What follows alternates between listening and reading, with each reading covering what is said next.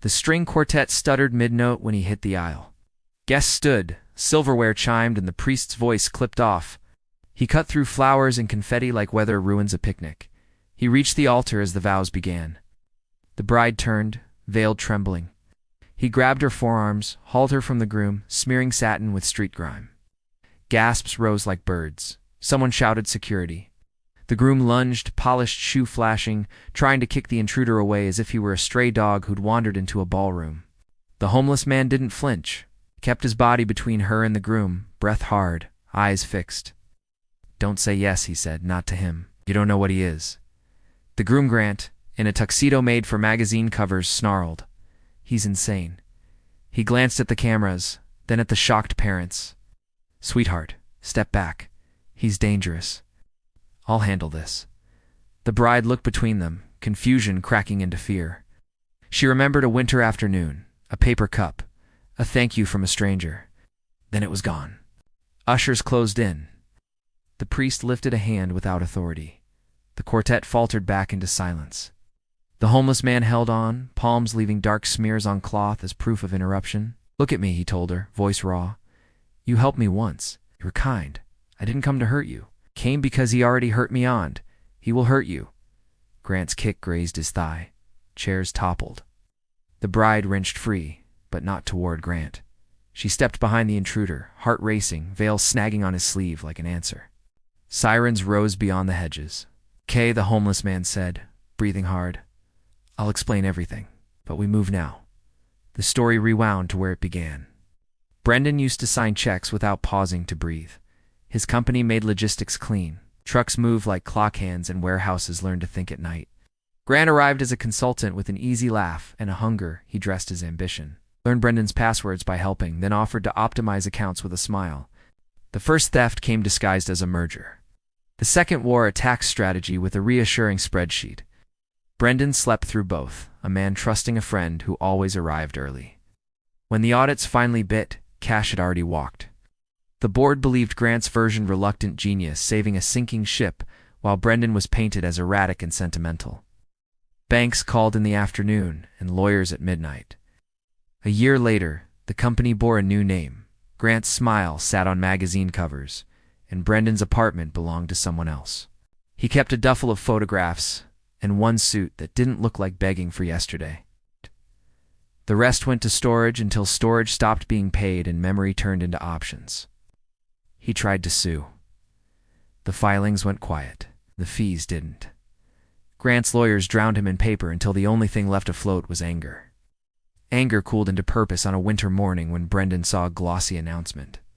Grant's engagement to a philanthropist's daughter, date set, venue famous enough to have a hashtag.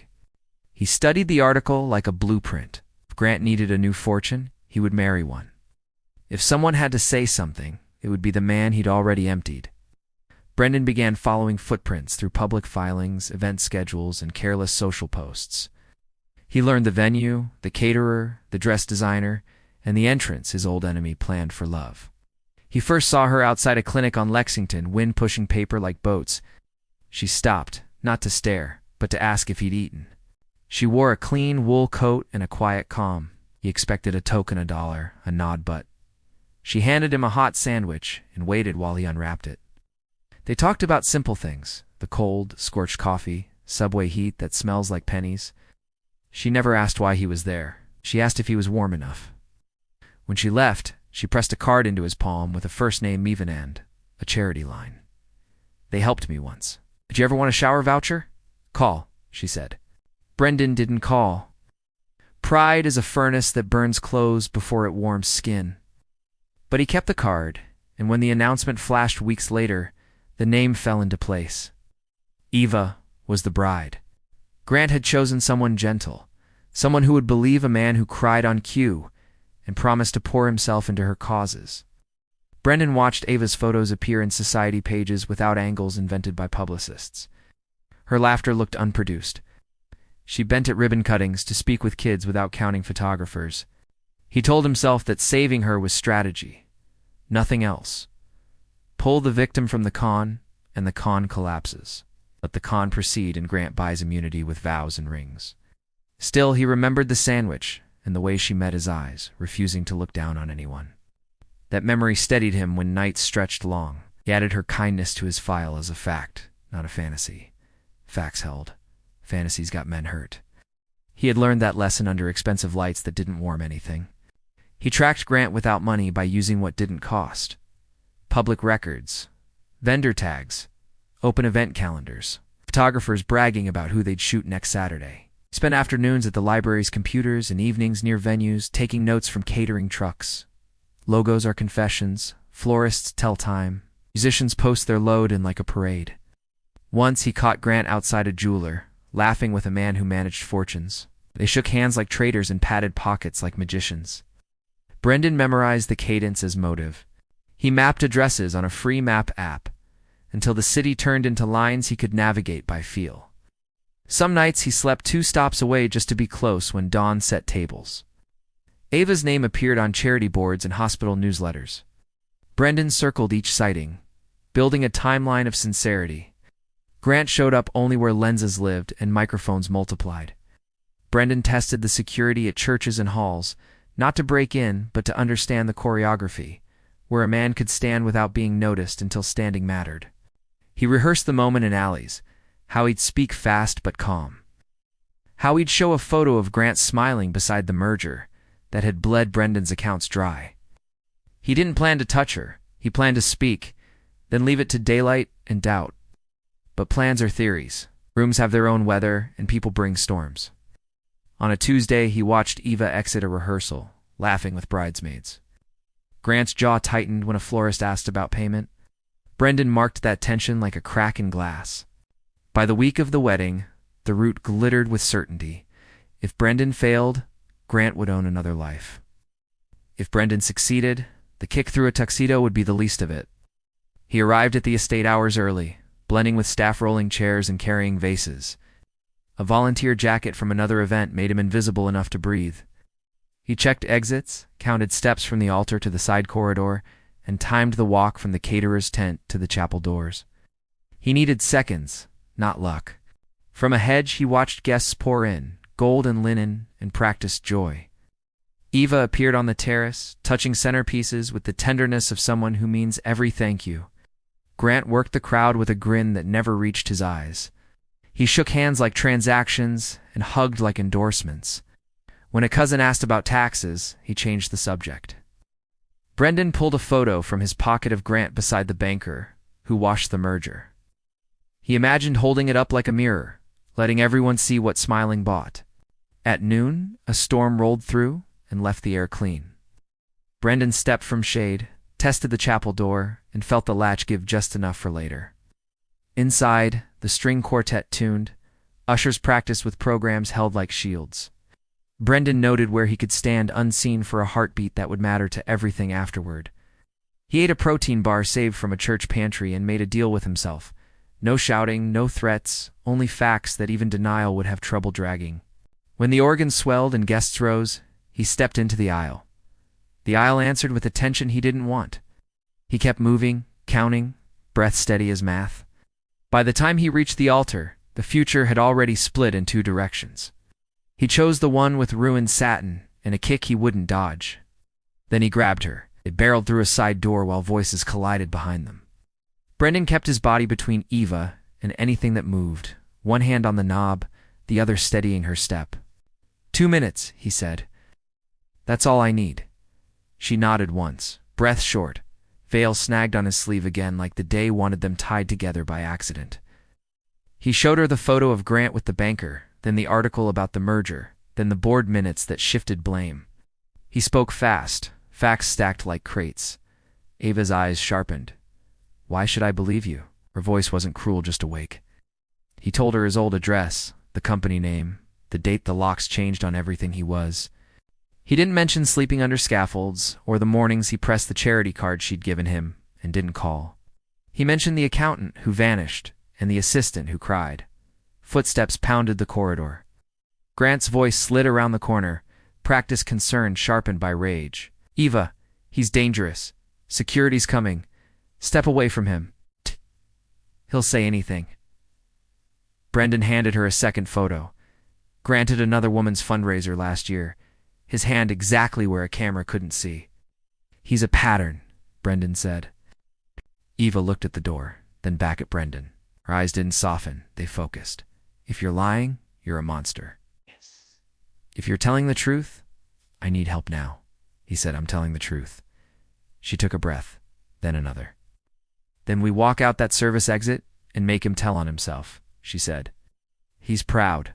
Pride slips. They moved, not running, just ahead of orders. Outside, the wind lifted confetti from the grass and threw it like clues. Brendan felt a plan arrive wearing her voice. Eva changed out of the ruined gown into a simple dress the planner kept for emergencies. She braided her hair with quick hands, wiped the black smears, and pocketed resolve. In a quiet office, she called her father's lawyer and asked for 15 minutes. No details. The lawyer heard the tone and agreed to meet behind the chapel in an hour. Brendan listed what they had: public filings, photos, minutes. Eva added names of vendors Grant hadn't paid yet, people motivated by invoices, not loyalty. Unpaid bills make honest witnesses. They split briefly. Eva spoke to the florist, who confessed a deposit still missing. Brendan found the photographer, who admitted Grant wanted certain angles more flattering to donors. By the catering tent, a server rolled his eyes and said Grant had demanded to comp the rehearsal dinner for exposure. Eva took notes, voice steady, rage banked into pen strokes. Grant searched the grounds flanked by security. He rehearsed outrage for later and pity for now, shaping his face like clay. He smiled at staff and checked cameras by reflex. The lawyer arrived with a paralegal and a small recorder. He asked Brendan questions gently, as if pulling a splinter without breaking skin, then asked Eva if she wanted to proceed. She said yes. She didn't look back at the chapel doors. She looked at the spreadsheet where a line item for charitable trust sat like a locked door with Grant's key. They decided on a public confrontation with structure. Fold witnesses, ask narrow questions, let the answers stack themselves. Pride, as she'd said, slips. Microphones help. Brendan watched her spear the plan like a captain, not a debutante. He'd come to stop a wedding. Now he wanted to help her steer a storm until it broke. They gathered near the reception tent, where the sound system already waited to flatter toasts. The lawyer asked the DJ for a microphone and a cable. The DJ shrugged and obliged. Eva stepped onto the small stage meant for speeches and asked for a moment with family and close vendors. Curiosity pulled people in. Gossip turned the air conductive. Grant arrived with a perfect frown. "Sweetheart, this isn't the time." Eva nodded. "I agree. It was the time when you signed these," she said, lifting printouts the lawyer had prepared. The florist spoke first. Deposit missing. The photographer. Requests to avoid certain angles. The caterer. Promises of exposure instead of payment. Each detail felt small until the pile looked like structure. Grant laughed, performed hurt, and accused Brendan of manipulation. "He's an addict," he said. "He's failed at everything. He wants a spectacle." Brendan didn't answer. The lawyer did. "Then clarify," the lawyer said, voice even. "Which bank held the trust during the merger? Who authorized transfers at 3:12 a.m. on the 17th? He read account numbers. Grant blinked once, then smiled wider. "Not answering this circus." He turned to the guests. "We can talk later." Privately, the lawyer nodded. "Of course. But answer one question now. Did you ever tell Brendan you were moving funds temporarily for tax purposes?" A silence gathered like a second crowd. A cousin stared at his shoes. The priest swallowed audibly. Grant started to speak, stopped, started again. He glanced at the cameras that had come for doves and were now filming wolves. Pride slipped the way Eva predicted, said people misremember, which was not an answer. A murmur rolled through the tent. The lawyer pressed save on the recorder. Eva thanked everyone and asked them to enjoy dinner anyway. Grant's attorney arrived with the grace of a fire extinguisher, calm, heavy, meant to smother. He warned about defamation, contracts, and the sanctity of private celebrations. Eva thanked him for the concern and introduced him to her father's lawyer. The two shook hands like chess pieces being set, not yet moved. Brendan stood at the edge and watched. Grant tried the soft approach. "Eva, we can talk tomorrow. Let's not ruin today." She looked at him for a long time and found only mirrors. "Today is already ruined," she said. He pivoted. You barely know him, he said, nodding at Brendan. He's using you. Brendan kept quiet. The lawyer advised silence where truth could be misquoted into noise. They retreated to the office by the kitchen. The planner brought water and a plate neither of them touched. The paralegal printed copies until paper looked like armor. They drafted a list, file a police report, freeze accounts, call the compliance officer at the bank, send vendor statements for sworn declarations. Eva read each step like a vow. Brendan offered to leave if his presence complicated things. Eva shook her head. You started this. You see things we don't. Stay, she said. Besides, he's careful when you're around. Outside, guests ate carefully. Joy slowed to a walk. Music played like an apology. Grant smiled at tables, a man distributing calm while checking the clock for escape hatches. In the lull, Eva and Brendan finally breathed the same breath. Thank you, she said, simple as glass. He nodded. You were kind to me once. I owed you the truth. She looked at his hands, still stained from the dress. You don't owe me anything, she said, but I'm glad you didn't let go.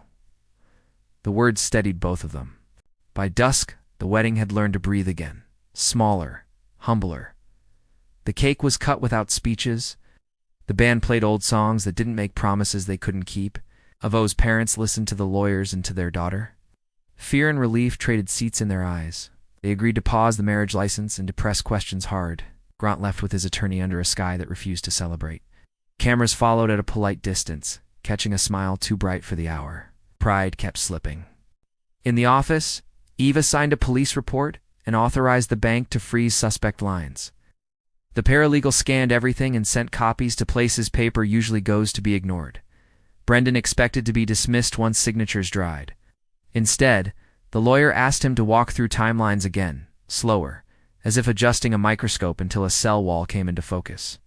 They called the district attorney's intake line. A junior sounded skeptical until the account numbers landed like anchors. Email the package, she said. If it checks, someone will call. When the room finally emptied, Eva leaned against the doorframe, tired without defeat. I don't know what tomorrow looks like, she said, but I don't want to face it alone. Brendan answered before thinking. I'll be there, he said, surprised by how natural it felt to promise something he could actually keep.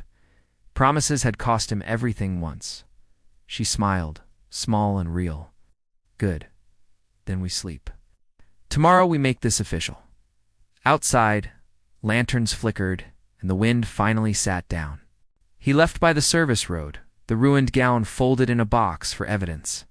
He carried it like proof that they refused to lie, and like a beginning that meant it. The morning after, Brendan woke on a church cot to a message from the district attorney's office asking for an in-person interview. He stared at the screen until the letters steadied. He showered at the shelter, shaved with a cheap razor that bit twice, and put on the suit he'd kept like an apology to his former life. It still fit well enough. Eva met him on the courthouse steps wearing a plain coat and practical boots. No cameras, no entourage, just resolve and a thick envelope. We do this clean, she said. Inside, an investigator with quiet eyes asked them to walk through the timeline again. Brendan started with the consultant pitch, then the merger, then the board minutes that drowned him. Eva added vendor names, unpaid balances, and the trust account movement around the engagement. She spoke without varnish. The investigator took notes like decisions being poured into molds. They signed release forms for bank statements. The investigator warned that cases move slower than anger. Don't improvise, she said. Let paper do the heavy lifting. They both nodded. Outside, a drizzle made everything reflective. Eva handed Brendan a new phone on her account. No more disappearing, she said. If anything breaks, I want to hear it first. He hesitated, then accepted. I'll pay you back, he said. She shook her head. Pay forward. Help me finish what we started. Duty sounded good in her voice. They walked past a florist displaying white peonies, wedding flowers on the wrong day. Brendan felt the ache of yesterday and the pull of tomorrow, both sharp, both honest. At the corner, she squeezed his sleeve. Lunch, smiled, surprised by hunger that wasn't only food. Lunch, he said. The city moved around them like weather that finally listened. News didn't explode, it seeped. A trade blog posted that a prominent consultant faced questions about wedding vendors. Comments nibbled at the edges. Grant's publicist called it malicious gossip. Eva's father hosted a small, controlled meeting at his office. The family accountant, 2 board members from Ava's charities, and a compliance officer sat around a table that smelled like lemon oil. Brendan laid out his files. He was careful with tone, factual, never theatrical. He pointed to timestamps and patterns, the habit of transferring in the dead zone between midnight and morning. The compliance officer leaned forward when trusts appeared. He positioned himself as an unpaid advisor, she asked. That's a familiar trick. She listed rules he might have tripped without blinking. One board member resisted. This risks our reputation, if wrong. Eva met her eyes. It risks my life if ignored, she said, steady. We owe honesty more than optics. They voted to initiate third-party reviews. The accountant froze discretionary payments to any entity Grant touched. Paper, like winter, began to close roads. Grant would feel the ice underfoot. At night, Brendan and Eva walked midtown with coffee that steamed against the cold. Without tuxedos and satin, they looked like any 2 people who survived a storm together. She asked about his company, the best day. He told her about a holiday season when every truck hit every window and bonuses felt like gratitude instead of guilt. He asked about her work, the hardest day. She spoke about a clinic where a grant fell through and a therapist kept showing up anyway, folding towels like bravery. At the subway, she hesitated. I'm angry he took your life, she said. Brendan breathed once. He didn't. He stalled it. I'm here. The train roared in like agreement. Grant pivoted from damage control to aggression. His lawyers sent Eva a letter demanding retractions and threatening to countersue for interference with business relationships. The tone was icy and expensive. Eva's lawyer smiled without humor. He's nervous, he said. We answer with evidence, not adjectives.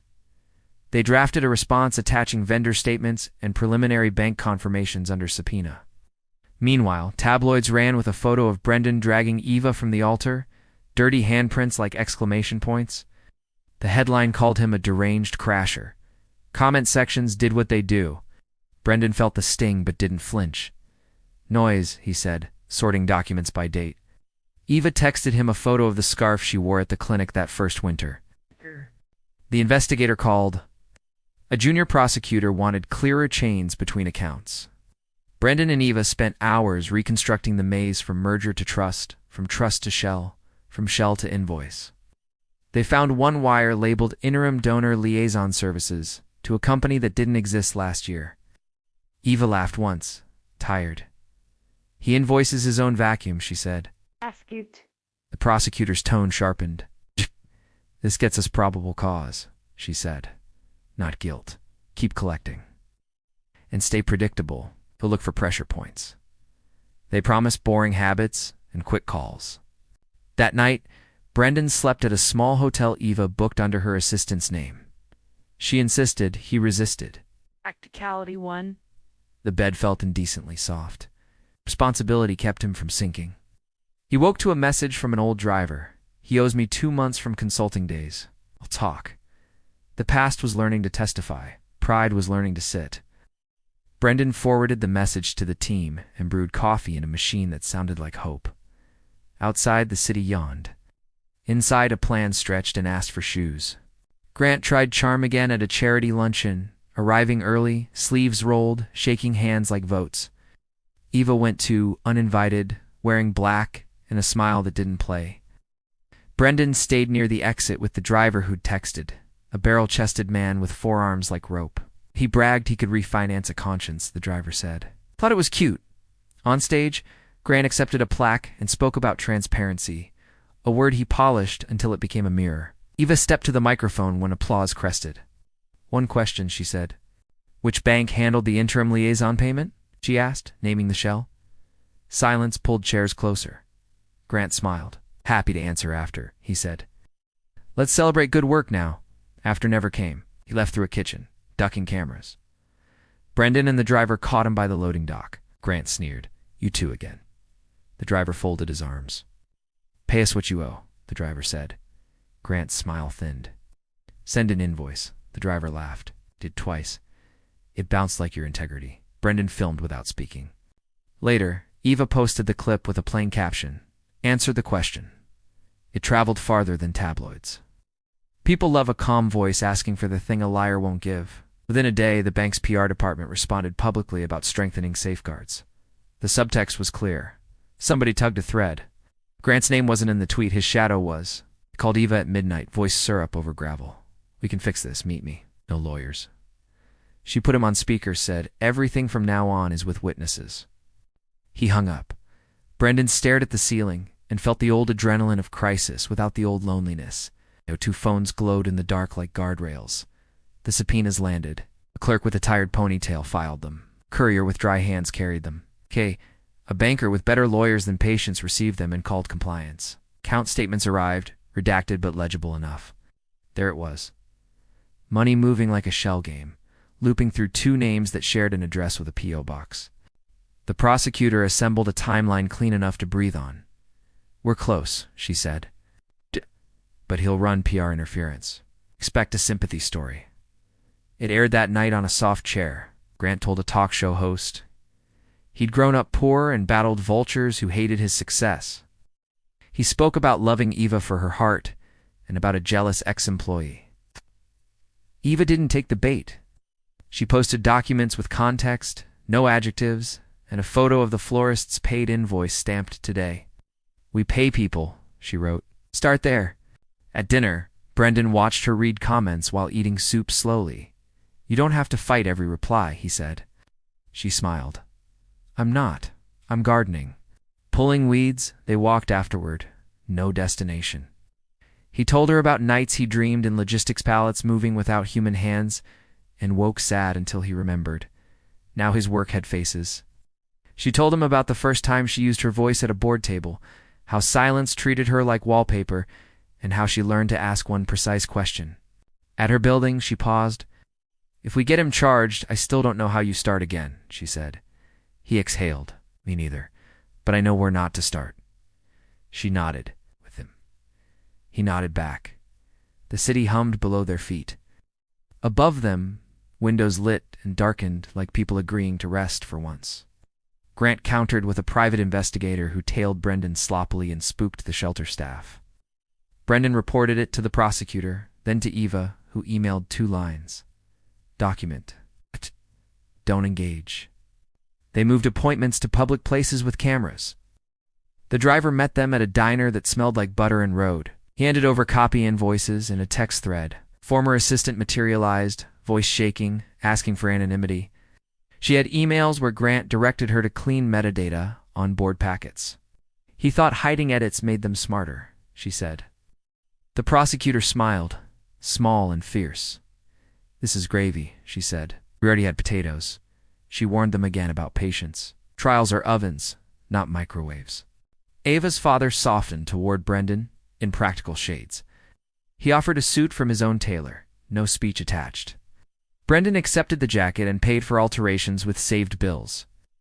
They sat in the park with coffees gone cold, watching a dog chase a pigeon that refused drama. "After this, you come work with us," Eva said. "Real job. Clean start." Brendan hesitated. "I want to earn it in daylight, not as a prize for surviving." She shook her head. "It's not a prize. It's instruments and a stage. Still have the music." He looked at his hands, still rough, less grimy, "I'll think," he said. "But I'll help until the end either way." A promise he could keep, tasted new and right. Grant's investigator tried one more stunt, approaching Brendan with cash to recant. Brendan recorded the offer, then slid the envelope back. "Tell your boss I'm not for sale twice." The clip joined the file. Every day the case grew less about anger and more about arithmetic. Numbers don't forget. They also don't forgive. Indictment day came without trumpets. Prosecutor called from a hallway that echoed. "Grand jury true bill," she said. "Fraud, conspiracy." And a handful of creative euphemisms we turned into charges. Eva sat at her kitchen table and let the quiet land. She didn't whoop. She didn't cry. She texted Brendan one word. "Forward," he replied. Here Grant surrendered with a choreographed sadness. Cameras caught him looking down, a man practicing humility like a second language. Attorney promised a vigorous defense and blamed cancel culture. Bail set, passport surrendered, court dates placed like stones across a river. The wheel started turning in a direction he couldn't charm into reverse. Eva and Brendan met the prosecutor in a windowless room that felt like safety. They reviewed witness order, exhibits, and the plan to keep the narrative simple enough to withstand noise. Outside afterward, they didn't talk about the case. They bought cheap pizza, folded the slices like locals, and argued gently about mushrooms. The city felt like there's four streets. A drizzle started, soft as permission. Eva slipped her hand through his arm, the way people do when balance is a shared project. He didn't look down. He matched her pace. He told her he was moving from the hotel to a small room above the diner. "I want to pay monthly. Wake to grease and honesty," he said. She laughed and approved. At the door, she kissed his cheek. It felt inevitable and electric, without asking for a scene. "Tomorrow," she said. "We keep it boring and brave." He stood there after she left, rain dotting his jacket, feeling the old version of himself nod once before stepping off stage and making room. Trial wore suits and waited its turn. Brendan testified 2 days in, voice steady, eyes on the jurors, explaining how trust feels right up to the moment it stops breathing. Defense tried to make him bitter. He refused the script. "I'm practical," he said. "I like trucks on time and money where it says it is. Juries like people who prefer clocks." Eva testified with a calm born from clinics and budget meetings.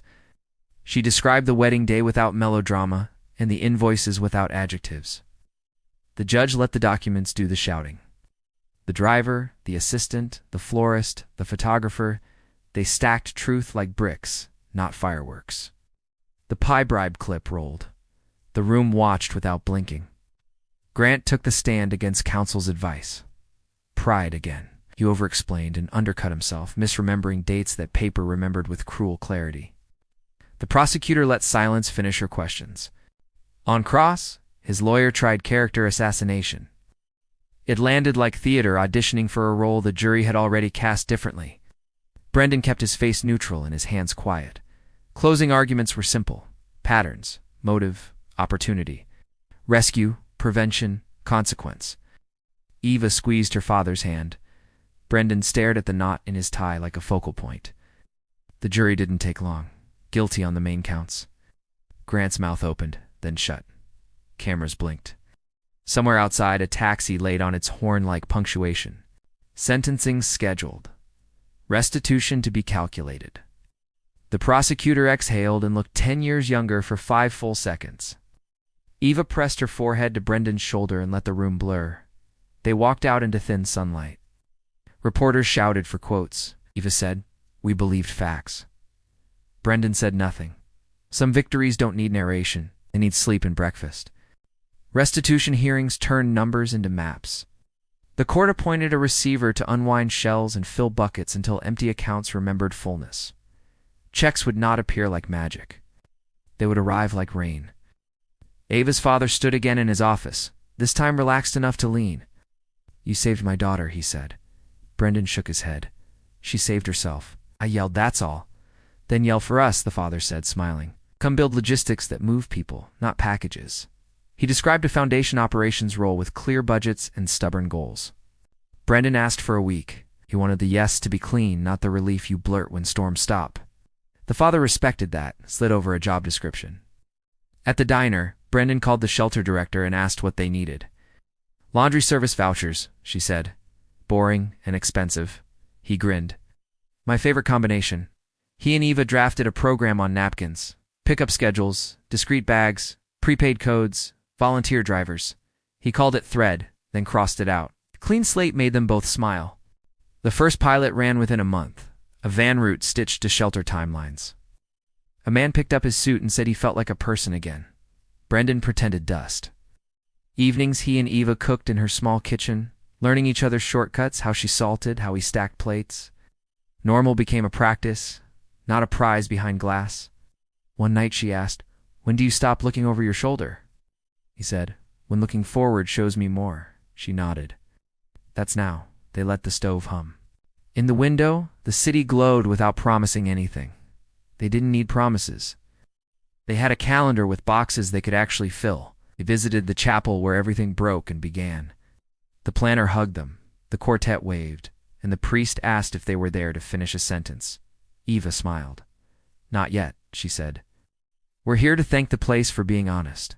They stood at the aisle where shock once gathered and let calm replace it. Brendan ran a thumb along a pew, remembering the weight in his chest and the way her veil caught on his sleeve like a thread pulling fate. He squeezed her hand. They delivered a check to the florist for the original deposit, plus a donation to a floral therapy program. The shop ran for hospice patients. The owner cried in practical sniffles. At the shelter, the director walked them through clean slates bored with color-coded roots.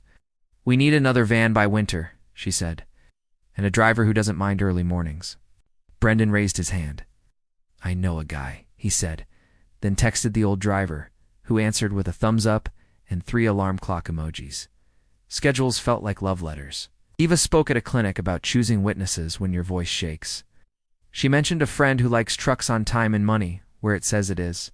People nodded like they'd met him. That night on the diner roof with grocery store cake and 2 forks, she said, I didn't think a ruined wedding could give me this. He gestured at the city. Deferred gifts. She laughed. That's a terrible phrase. He shrugged. Accurate, though. She leaned against him and let the skyline argue with itself about which building was tallest. They left the plate up there, fork handles crossing, tiny monument to interruption that rescued the right thing at the right moment. Spring pressed its shoulder into the city, and the city moved. Brendan signed the offer letter with a pen that didn't shake. Eva framed a printout of clean slate's first quarter numbers. They looked at an apartment together, nothing fancy. South light, a kitchen that forgave mistakes. A hallway where a small shoe rack would keep the peace. U.S., she said. Yes, he said. Grant's sentence landed. Years that looked long and tidy on paper, followed by restitution orders with numbers that exhaled. The receiver sent Brendan his first check. He deposited it without ceremony. He didn't want back what he'd lost. He wanted forward what they were building. Money would help. Purpose was already here, putting out chairs and counting roots. They hosted a dinner for the people who testified: the driver, the assistant, the florist, the photographer, even the priest. The menu was simple. The toasts were short. The laughter felt durable. The priest said, You can come back if you want the ceremony after all. Eva looked at Brendan. The room went soft around the edges. He said, We will. Days later, he knelt in the park with a ring that wasn't flashy, but felt like infrastructure, strong, responsible, meant to last. Her yes arrived like something they'd been practicing already. They married in the small chapel at sunset. Her dress was simple. His suit finally fit perfectly. A quartet played the same song that once stalled, and this time it finished. At the altar, his hands weren't dirty, they were steady. He held hers and promised not bigger lives, but better habits. Honesty, boring courage, and coffee before arguments. They walked out under paper cranes folded by the shelter kids. Confetti rose in a wind that didn't fight them. The city made room. The future did too.